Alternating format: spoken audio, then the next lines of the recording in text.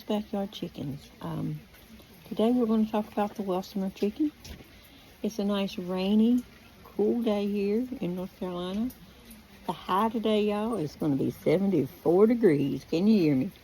One of those fake fall days that we have here in North Carolina. And then next week it'll be right back up in the 90s and right through August. But I'm going to enjoy this break. It's a nice rainy day here.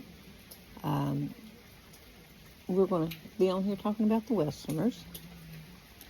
And I'm going to try to edit some pictures in because I've got iPad now. Yay me. And I'm going to try to use that to do some editing. But here we go with the Welsumers.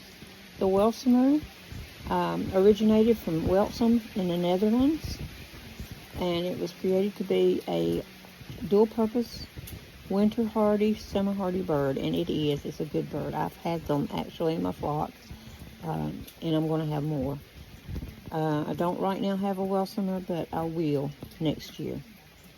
And if somebody's looking out for me and somebody wants to get rid of the Welssumer hen, I'll have one before then, but I will have some next year. I will be hatching them.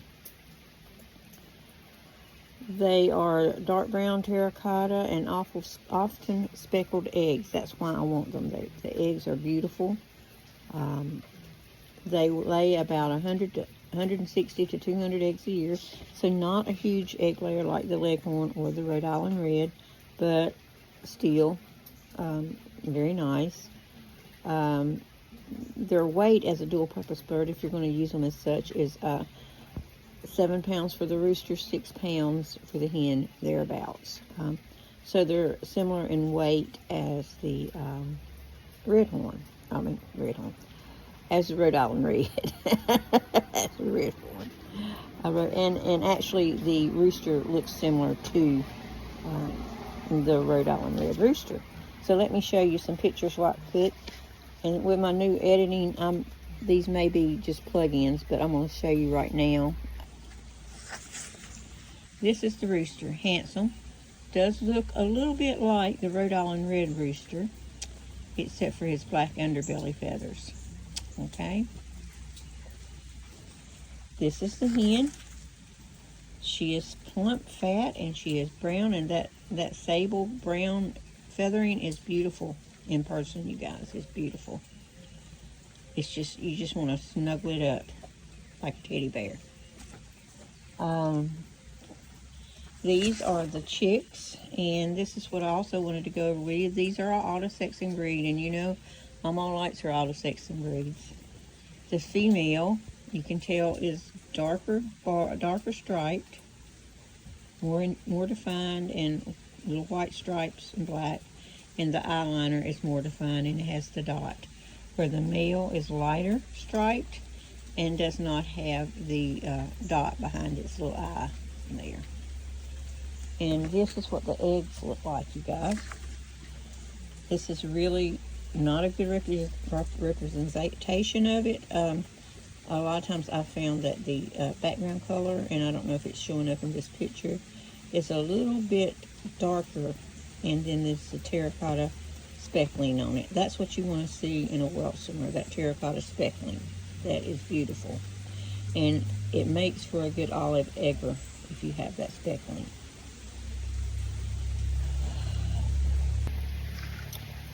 But that is all.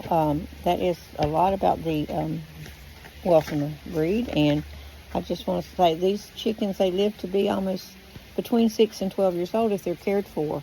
And on that note, the hens, all hens, Welsumers, Marans, all of them, are just like us ladies. And they are born with X number of eggs in their system. And once those eggs run out, and they're still alive, they go through menopause. Menopause just like we do. They don't lay any more eggs, but they're still alive, just like Mama.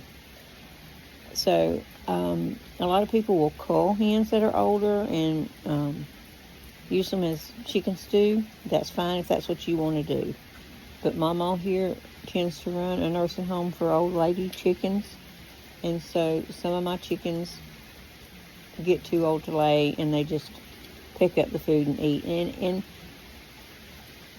And y'all can do what you want to. You can call your chickens. You can raise meat chickens. But Mama, I feel like if that hen has given me several years of good service and laid me hundreds of eggs, the least I can do for her is feed her when she's old. But that's just Mama's opinion. And like I said, that's not everybody's opinion. Most people want to cycle out their chickens every 2 or 3 years, and I'm not above that. I will sell some of my hens sometimes, but some of these hens, y'all, they just, are special to me, and I keep them in their old age until they die. But that's just Mama's way of thinking. And I told you guys everything I think I need to tell you about them. I tried to keep it short and sweet with the Wilsoners today. But I will tell you guys like hearing about if you like hearing about my childhood and my past and my history, I will tell you a story about my grandmother, who is very important to me. She was my world until she passed away, and she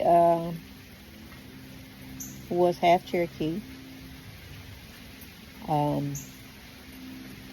So much so that when she was 9 years old, my grandparents, they had several children. More children than they could take care of, okay? They had like 9 kids or something, and it was during the Depression time. She was 9 years old, and basically the state gave them a choice that they had to either send her to a reservation to be raised on the reservation without them, or she could become an indentured or bonded child. And what that means is that she would be bonded to a family to work in service for them, like a housekeeper or a maid, until she was 21 years old. And it was a legally binding contract. Her parents would be given X amount of dollars for her service. She didn't get any. And that's what they did. So my grandma, at 9 years old, was sent to live with a family not far from her own family, so she could still visit them when she had time off.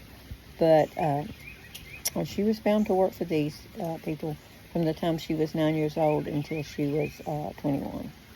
And when she was 21 years old, she was released from service. And she cooked and cleaned and ironed because this family didn't have any daughters. They only had sons. Back in those days, sons didn't do the cooking and cleaning. So that's what she did. And when she was 21, she was released. And to celebrate that, she went off to the movies with her girlfriends. And when she came out of this movie, the crazy thing happened. This man that she'd never seen in her life, he walks up to her and he said to her, "You're the most beautiful woman I've ever seen in my life. Will you marry me?"